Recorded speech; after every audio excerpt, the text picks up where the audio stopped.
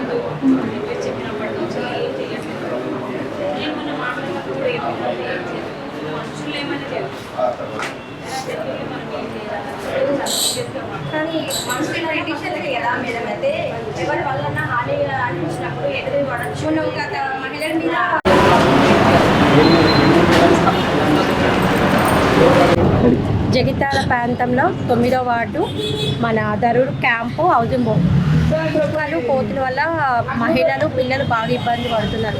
పొద్దున సాయంత్రం సమయంలో వాకింగ్ చేద్దామంటే మహిళలకి బాగా గాయం చేస్తున్నాయి కుక్కలు. పిల్లలు స్కూల్కి వెళ్ళే సమయంలో కుక్కలు ఎంట పడుతున్నాయి, బాగా ఇబ్బంది పడుతున్నారు పిల్లలు.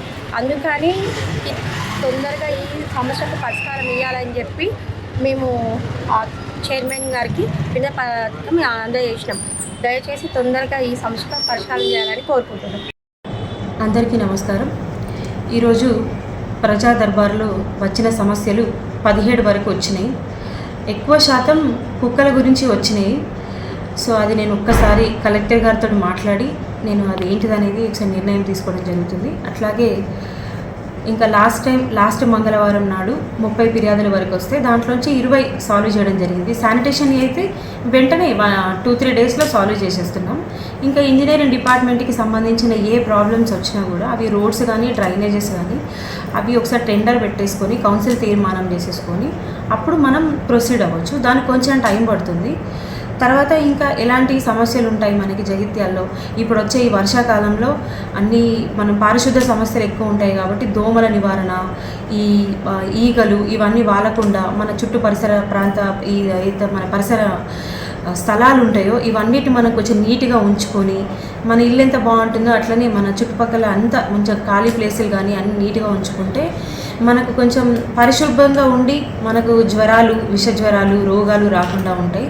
పిల్లలకు వాంతులు కాకుండా ఉంటాయి. సో దానివల్ల పిల్లలకు వాంతులు కూడా అవుతున్నాయి కాబట్టి కొంచెం పరిశుభ్రంగా ఉంచుకోండి, అది మీకే మంచిది కాబట్టి. అండ్ దోమలకు అండ్ ఈ ఈగలకి కొంచెం ఫాగింగ్ అండ్ స్ప్రేయింగ్ చేయించడం జరుగుతుంది. ఇప్పుడు స్పెషల్ డ్రైవ్ కింద అది కూడా స్టార్ట్ చేయించినాం. ఈ రోజు నుంచి స్టార్ట్ అవుతుంది. అది కూడా ప్రతి ఒక్కరూ మన అనుకొని మన ఇల్లుని ఎట్లా మనం పరిశుభ్రంగా ఉంచుకుంటామో మన చుట్టుపక్కల కూడా అందరూ పరిశుభ్రంగా ఉంచుకుంటే మనకి ఎలాంటి రోగాలు రాకుండా, ఎలాంటి విష జ్వరాలు రాకుండా